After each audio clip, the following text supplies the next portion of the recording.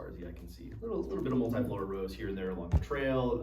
Up front, there were some poison hemlock, things like that. It wasn't a lot, but it was there, so it's just like. But we focused on this front area, and this is not all encompassing. It's not drawn where all the trails and everything are, but throughout the entirety of the trail, most of the trail edge is honeysuckle or autumn olive. There were a few other invasives that were along there, but they weren't nearly as high of intensity. So that front. And what is the toxicity of that stuff? So poison hemlock's highly toxic to all mammals. Contact with it, it's photoreactive. So if you get exposed to UV rays, like the sun, and it's on your skin, it can cause chemical burn. It will cause chemical burn, and it's also lethally toxic if ingested. The plus side, it's currently going dormant. Some of the toxins are still on there, so brushing up against it excessively can still because of the heat or because of just its life cycle. So poison hemlock is a biennial, so it's a 2-year life cycle. First year it's a rosette, maybe gets about knee high, very big carroty tops because it's actually in the carrot family.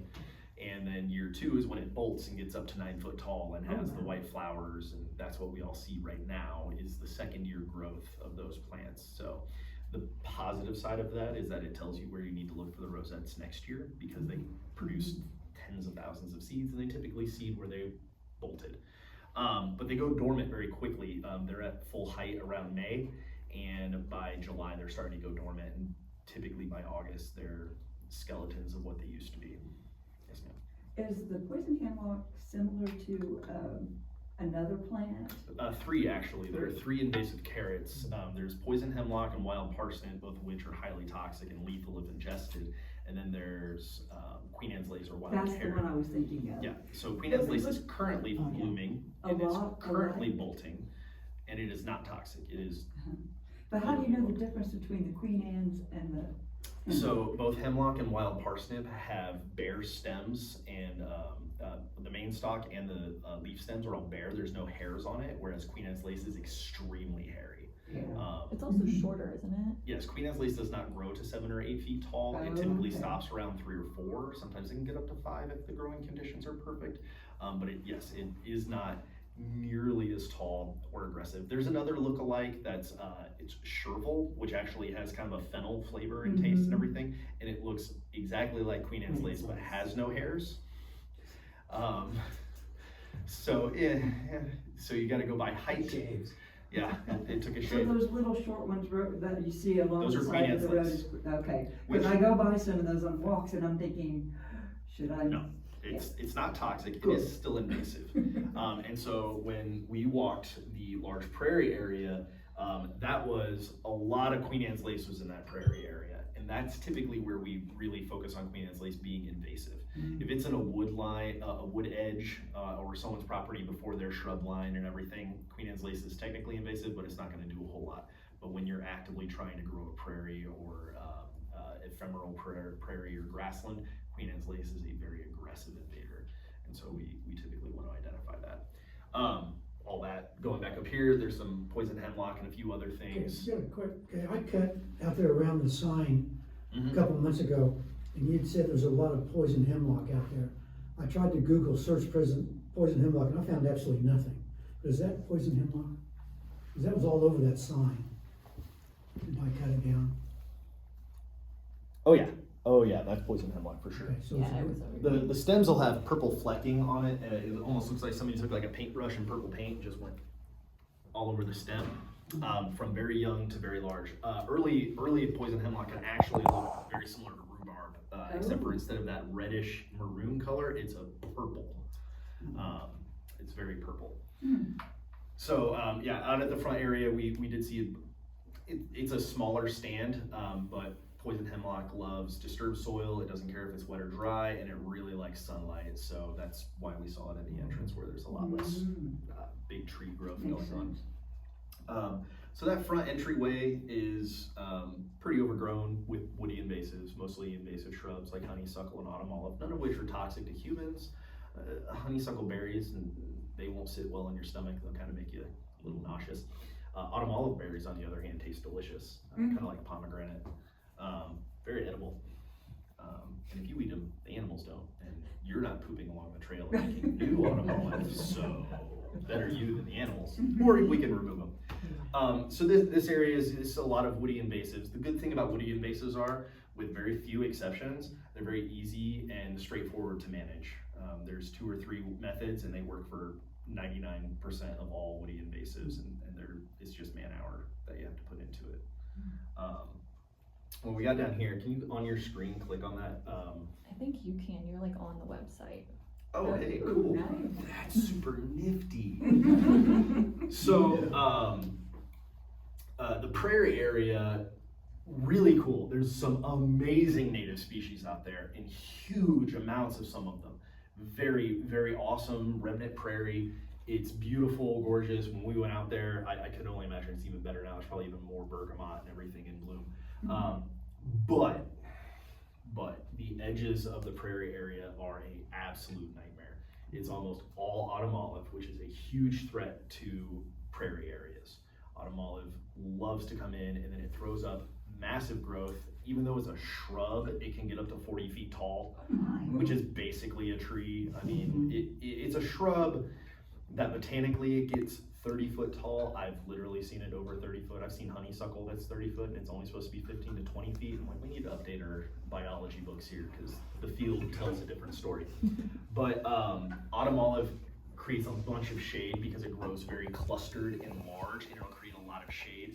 And when there's shade, there's no grasslands, right? So lots of autumn olive and a lot of reed canary grass, which is super invasive. I mean, it's one of the denser matting invasive grasses that we have. And when I say dense and matting, it goes into, it has 2 growth cycles in the same year. It grows very aggressively in spring into early summer, just before summer, around early June. And it goes temporarily dormant. It stops growing, but the leaf matter starts piling up, and it'll actually, especially when we have drier summers, it'll start creating a thatch of dormant grass. And then around August, early September, second growth cycle comes in. It's green again, and it grows laterally instead of vertically. And then it goes dormant in the winter, and now we have stacks on stacks on stacks on stacks of dead grass material. And the only thing that grows rapidly enough to grow through that thatch of reed canary is more reed canary grass. So it strangles out native ephemerals, native prairie plants and wildflowers, and native grasses very aggressively. So how do you deal with it? So you have to be very time sensitive on it, because if you try to treat it like right now, you're wasting time and chemical and energy. And you have to be careful with what management tools you do use. Fire can be useful, so there's no one management tool for reed canary grass. It always requires combinations, or else it's going to be ineffective. So in an area like this where we have a lot of things that we would love to preserve, and to be clear, the reed canary grass is found all over here, but it's not the whole thing is reed canary grass. It's dense patches, patchwork throughout, right? I just highlighted all because that's how the NRCS and SICM, that's how we map things out. We look at percent of cover, and then we look at density. So the percent cover is 100%. 100% of this has reed canary within an area. Like if I stand anywhere in the prairie, I'll probably be able to see at least within 100 to 200 feet some reed canary grass. How densely that is found varies greatly, and in most of this, it's mostly dense along the edges, and then there's a few little like islands of reed canary grass patched throughout. So to effectively treat it, what we want to do is hit it early spring with an herbicide before our spring ephemerals and wildflowers come up. So this is a very small window. And Indiana is not kind to us with that window because that's typically when spring rains start, and you don't want to be applying herbicide when it's about to rain. So it's a matter of having flexible hours for whoever happens to be managing that property with the control and treatment. If that's a volunteer, if it's an outside hire, it's a specific time frame that you have, and there's only a handful of days in between that you can do it. Mowing can be extremely effective as a add-on, so you do, say, an initial herbicide treatment, and then you mow when it goes dormant, help get rid of that thatching grass.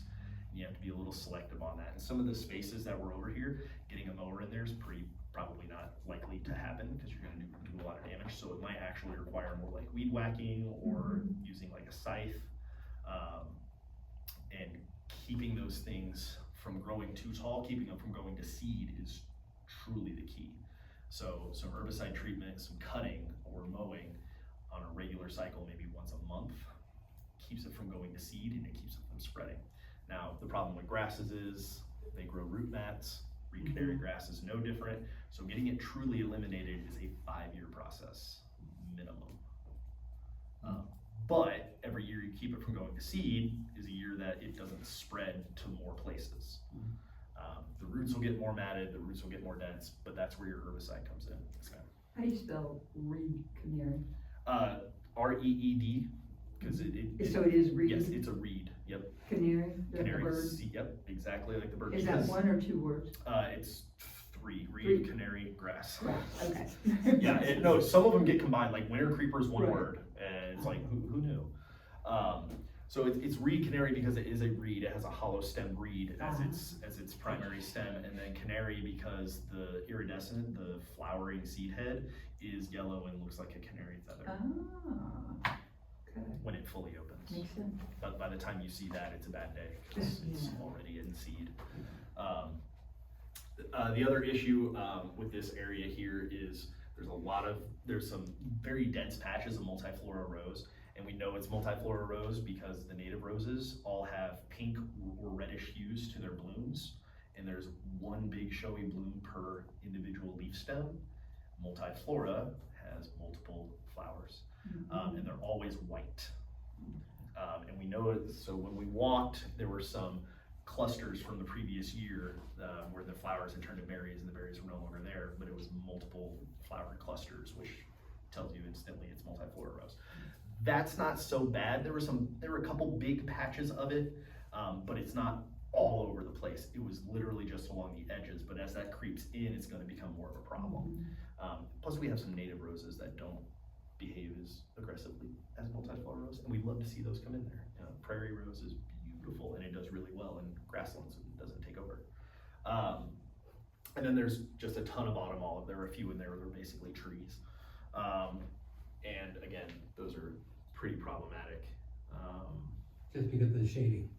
Yeah, they destroy grasslands because they create the shade, and once it shades out and that seed bank isn't getting reloaded with the natives, it can be a long road to restoration. So easier and way less expensive to cut those things out instead of go back and try to do restoration after the fact. And then when we were down there's that ephemeral pond. It was completely edged with reed canary grass. And then, where's the barn at? Is that that structure? Where you, yeah. Yeah, Just- you actually have the map a little off, but Do I? Okay. do you want me to show you real I quick? did not have good cell reception out there, so I drew the things where it told me I So was. this is actually the prairie here, Yeah, and the parking lot's here. It's just hard to tell because the Google image has not right. reloaded. Okay. But see how the building's Yeah. right there? That's Yeah, the see, barn. that's what I And thought. that's where we re-drove over to. Right. Okay. Because yeah, right so- currently, we're working west of the creek. Yeah, so over here. Yeah. Okay, and that's the prairie. See, that makes way more sense than where y'all looked at me like I was crazy with good reason. Yeah, so the cell reception out there on the tablet was really Right. bad, and that's So where it told me I was. basically, take that area and move it. Shift everything, about 400 yards that way. Yeah. I wonder how you got across that creek, you said you went everywhere. We actually We did did, cross we the drove creek. around. Yeah, we drove around it. Yeah, and just parked where the old. So when we came in and we looked to the barn, there was another invasive there that is unique in that it's a woody invasive that you don't wanna just cut and treat with herbicide. It's tree of heaven, and there was a ton of it. Weirdly enough, growing in a super shaded, isolated part inside the barn, It was literally growing in the barn. I shut the door so it didn't have light anymore. like the least amount of light humanly possible, and it was still growing, And no and there was a rain. bunch of them. Like, it didn't make any sense. It's getting the groundwater somehow, leaky roof or something. but there was a lot of them. I think there were 30 or 40 little saplings, and then there How were would at it, least. how would it ever get started? That's, Birds. I mean, that speaks to how Birds aggressive probably it drop is too. So Tree of Heaven in particular, it has the same type of seed as maple tree does. So the wind hits and it helicopters itself out, except Tree of Heaven drops 80 to 150,000 in a mature Wow. tree every year. And they can root into they're like dandelions of trees. Literally, those were rooted in the slab concrete, like, a crack, and the seed got in, and then they grow clonally very aggressively, which is why we don't cut Tree of Heaven. We don't fell Tree of Heaven trees unless we know that we're gonna come in with an herbicide after it resprouts, because it'll send out suckers from the stump, and its entire root system will throw up root clones Oh my goodness. hyper aggressively. Aspen type. Yeah, it's very, very similar to aspens, yes. White mulberry does the same thing, but Tree of Heaven does it to a degree that even white mulberry doesn't do. White mulberry is another one that was on the property a few different places, especially on the way over here, where it's there and it's invasive. So the big focus though that we had, because it's the coolest part of the whole trail system and it's the most ecologically important part, is the prairie.